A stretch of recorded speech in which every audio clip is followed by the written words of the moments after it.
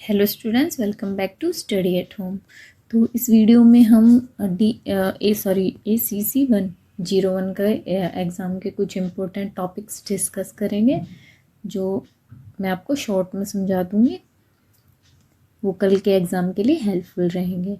और मैंने एक दो वीडियो और भी डाल रखे, तो चैनल में जाके आप चेकआउट कर सकते हैं, और मैं उनका लिंक डिस्क्रिप्शन बॉक्स में डाल दूँगी। तो एक ये इम्पोर्टेंट टॉपिक आता है कि खेल क्या है। ये पूछते हैं खेल क्या है, खेल की परिभाषा क्या है, बच्चों के लिए खेल क्या होता है।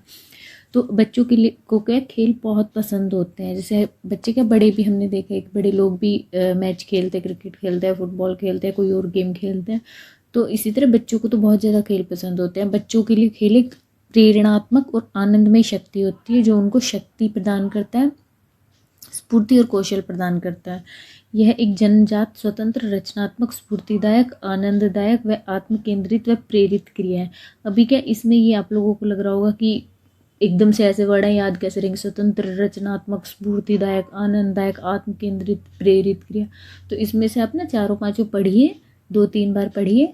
इनमें से 2 या 3 लाइन जो शब्द है वो भी याद रहेंगे ना, तो भी आपका आंसर सही रहेगा कि यह जन्मजात एक स्वतंत्र स्फूर्तिदायक या आनंददायक क्रिया है, तो वो भी आपका सही माना जाएगा। तो ये एक ऐसी क्रिया है जिससे बच्चे का भावी जीवन के लिए प्रेरित करती है बच्चे को, जिसमें बच्चे का शारीरिक विकास होता है, बच्चे को स्वसुख प्राप्ति का मार्ग होता है खेल। खेल के द्वारा बच्चे का क्या सामाजिक विकास होता है, शारीरिक मानसिक विकास, ये सब विकास होते हैं, यानी कि बच्चे का सर्वांगीण विकास होता है। अब खेल की 1-2 परिभाषाएं दी गई हैं वैलेंटाइन के अनुसार। वैलेंटाइन ने क्या कहा है खेल के बारे में, तो बहुत ईजी सा कहा है वैलेंटाइन ने। उन्होंने कहा खेल एक प्रकार से आनंद प्राप्ति का मार्ग है, बस इतनी सी परिभाषा। खेल क्या, एक प्रकार से आनंद प्राप्ति का मार्ग। बहुत ईजी परिभाषा है, सबको याद हो जाएगी 1-2 बार पढ़ने पे। खेल एक प्रकार से आनंद प्राप्ति का मार्ग है वैलेंटाइन के अनुसार। और एलन मान ने क्या कहा है, खेल रचनात्मक कार्य का प्रबल प्रदर्शन है। एलन मान के अनुसार खेल रचनात्मक कार्य का प्रबल प्रदर्शन है। तो ये खेल हो गया। एक ये पूछ सकते हैं कि जो बच्चों के खेल होते हैं उनके ऊपर मीडिया या जनसंचार का क्या प्रभाव होता है। मीडिया जनसंचार का मतलब हो गया टेलीविज़न या फिर पत्र पत्रिकाएं हो गई, या फिर जो रेडियो हो गया, इनके क्या प्रभाव होते हैं बच्चों के खेल पे, ये हमें बताना है। तो इसका मतलब होता है कि बच्चे के खेल पे टीवी, रेडियो व अन्य जनसंचार जो माध्यम होते हैं, जैसे कि जो बच्चों की पत्रिकाएं होती हैं, यानी कि जो बच्चों की मैगजीन होती हैं, बुक्स होती हैं, उनका क्या क्या प्रभाव पड़ता है, तो वो बताना है। बच्चे जैसे कि बच्चे क्या कहानियाँ पढ़ते हैं बुक में, तो उन कहानियों को जैसे बच्चे पढ़ेंगे ना, तो उन कहानियों को बच्चे महसूस करते हैं, खुद से जुड़ा हुआ महसूस करते हैं, उनसे बच्चे उत्साहपूर्वक अभिनय करते हैं। टीवी रेडियो पे जो धुन सुनते हैं, गाने सुनते हैं, उसको गुनगुनाते हैं।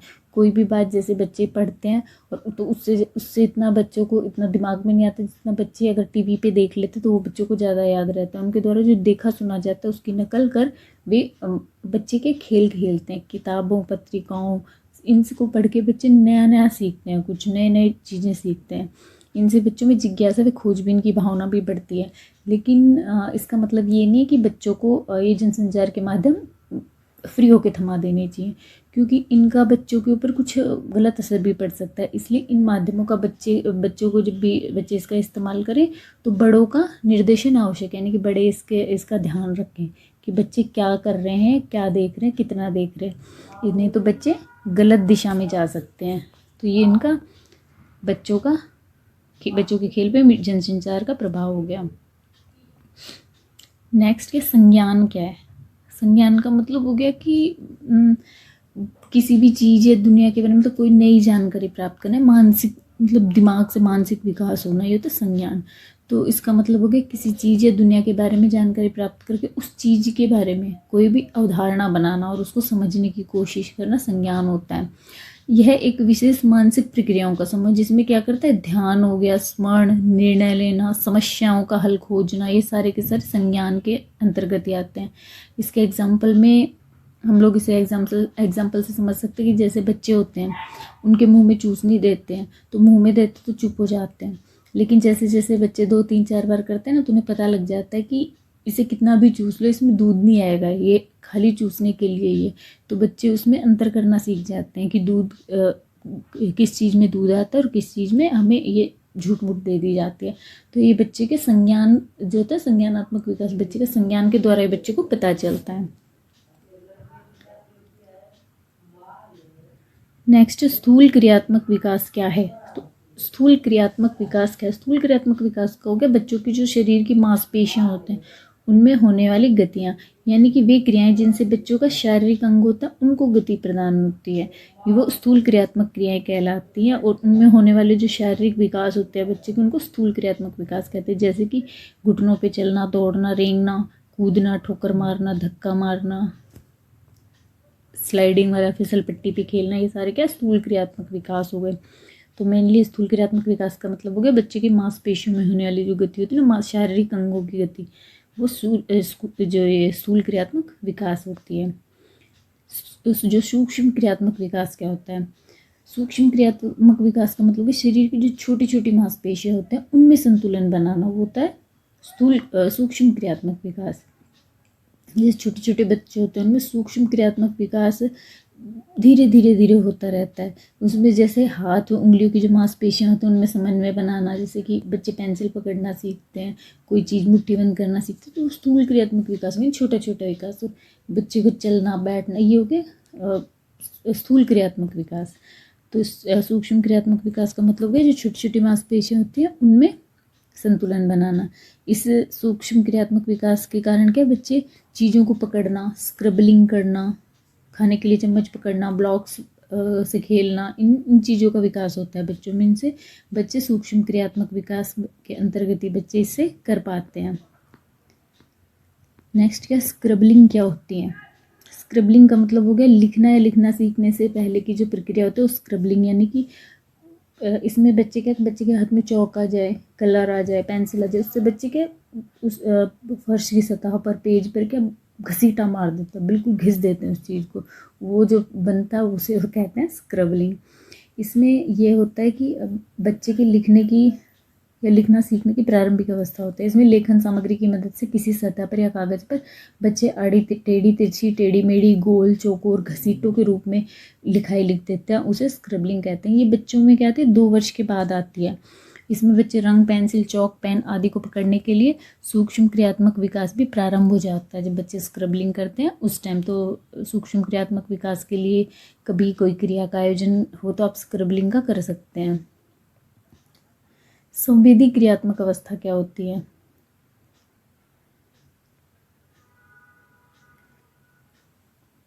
एक नेक्स्ट इम्पोर्टेंट टॉपिक है परोपकारिता क्या है, समानुभूति या परोपकारिता क्या है। अलग अलग भी आ सकता है, एक भी आ सकता है। तो परोपकारिता क्या है। परोपकारिता का मतलब होता है कि अपने किसी मतलब निजी लाभ के बिना दूसरों के साथ अपनी चीज़ें बांटना, अपना टाइम बांटना, ये होता है परोपकारिता। यानी कि बिना किसी स्वार्थ के अपने फ़ायदे, मतलब बिना अपने स्वार्थ के अपने फ़ायदे के दूसरों का उपकार करना, भला करना, उनका लाभ करना, अपनी चीज़ें बांटना, है क्या परोपकारिता। और समानुभूति क्या है। समानुभूति का मतलब होता है दूसरों की भावनाओं को समझना, अनुभूत करना कि वो परेशान है तो कैसा फील कर रहा हो, खुश है तो कैसा फील कर रहा होगा। यानी कि जब हम किसी दूसरे व्यक्ति की भावनाओं को स्वयं महसूस करते हैं या उसकी स्थिति को समझ ले तो ये समानुभूति कहलाती है। जैसे कि एग्जाम्पल के तौर पे हम इसे समझ सकते हैं कि एक बच्चा जैसे अपने दोस्त के साथ खेल रहा हो, दोस्त रो रहा है तो क्या उसे चुप करवाने के लिए अपना खिलौना दे देता है और उसे चुप करवाता है, तो वो बच्चों में परोपकारिता, समानुभूति के गुणों को दर्शाता है। नेक्स्ट समाजीकरण क्या है। समाजीकरण हो गया समाज के नियमों को सीखने में उनके अनुसार व्यवहार करने की प्रक्रिया समाजीकरण कहलाती है। जब एक शिशु जन्म लेता है तब ना तो सामाजिक होता है न असामाजिक, वह सिर्फ एक जीवित प्राणी मात्र होता है। लेकिन जैसे धीरे धीरे बच्चे अपना जरूरतों को पूरी करने के लिए के लोगों के साथ अंतरक्रिया करता है, माँ के साथ लगाव करता है, पिता के साथ, अन्य लोगों के साथ, आस पड़ोस के साथ, फिर स्कूल जाने लगता है, दोस्त बनाता है, तो ये क्या सामाजिक होना ही हो गया ये। तो वह समाज और संस्कृति में पलते हुए सामाजिक बन जाता है और ऐसा करते हुए नए नए अनुभव प्राप्त करता है, वही समाजीकरण कहलाता है। नेक्स्ट इंपॉर्टेंट टॉपिक है फैंटेसी क्या है, प्रतीकात्मक कल्पना शक्ति क्या है, बच्चों की कल्पना शक्ति क्या होती है। ये फैंटेसी का मतलब हो गया बच्चों का अपनी कल्पना शक्ति द्वारा झूठ मूठ के खेल खेलना या फिर काल्पनिक जो कहानियाँ होती है वो गढ़ के सुनाना। फैंटेसी में बच्चे कोई भी चीज़ की, किसी भी चीज़ की कल्पना कर लेते हैं, जैसे कि कागज़ का जहाज होता है उसे ऐसे खेलेंगे जैसे सचमुच का जहाज चला रहे हो, अपना सामान लेके कहीं जा रहे हो। ये फैंटेसी या प्रतीकात्मक कल्पना शक्ति होती है। स्वतंत्र या मुक्त खेल किन्हें कहते हैं। स्वतंत्र या मुक्त खेल का मतलब हो गया बच्चों की जो खेल क्रिया का, जो बच्चे खुद से खुद खेल क्रिया का चुनाव करेंगे, खेल क्रिया का चुनाव, खेल सामग्री व कितनी देर खेलना है, इन सब की स्वतंत्रता दी जाए, यही मुक्त खेल या स्वतंत्र खेल हो गए। खोजबीन के क्षेत्र क्या होते हैं? खोजबीन के क्षेत्र का मतलब हो गया एक ऐसा स्थान जहाँ पे बच्चों को रुचि की सामग्री रखते और बच्चे वहाँ आराम से संबंधित चर्चा प्रयोग कर सकते हैं, और वह खोजबीन का क्षेत्र कहलाता है, जहाँ पे बच्चों को स्वतंत्र रूप से परिवेश के अन्वेषण का मौका मिलता है। इनको क्या एक खोजबीन के क्षेत्र को हम क्रिया क्षेत्र भी कह सकते हैं। तो ये खोजबीन के क्षेत्र हो गए जहाँ पे बच्चे आराम से एक जगह शांति से बैठ के वहीं पे उस जो चीज़ खोज रहे हैं वहाँ पे उसकी सामग्री भी होगी, खेलने का स्थान भी होगा, वहाँ पे आराम से खेल सकते हैं। वही खोजबीन का जो क्षेत्र होता है वो कहलाता है।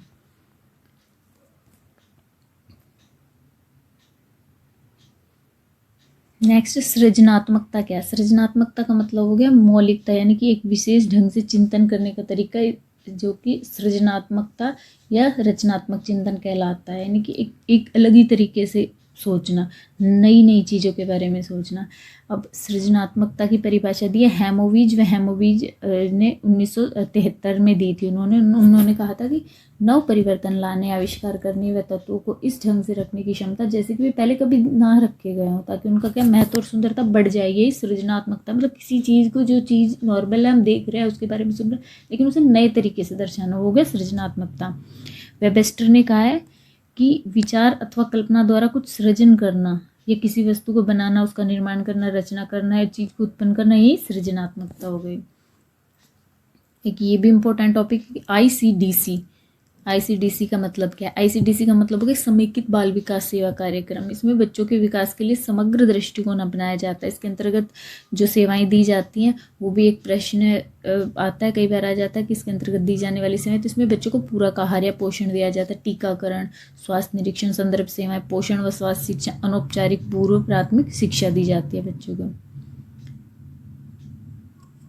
पाठ्यचर्या क्या होती है, ये समझना भी एक जरूरी है। पाठ्यचर्या का मतलब हो गया विद्यालय में अध्ययन के लिए जो निर्दिष्ट पाठ्यक्रम या अन्य संबंधित सामग्री होती है, वो पाठ्यचर्या के अंतर्गत आती है। बच्चों को पढ़ाई जाने वाली विषय सामग्री, विद्यालय में निर्दिष्ट विषय का पाठ्यक्रम, विद्यार्थियों को दिए गए जो नियोजित अधिगम अनुभव है, उनका जो सम्मिलित रूप होता है, यानी कि पाठ्यचर्या शिक्षण प्रक्रिया का अभिन्न अंग होती है। विद्यालय में कक्षा की जो समस्त क्रियाएं, कार्यकलाप, मूल्यांकन सब पाठ्यचर्या का ही रूप है। यानी कि जो काम स्कूल में कराया जाता है, पहले उसे तय कर लिया जाता है, फिर करवाया जाता है, ये सब पाठ्यचर्या उसके अंतर्गत ही आता है।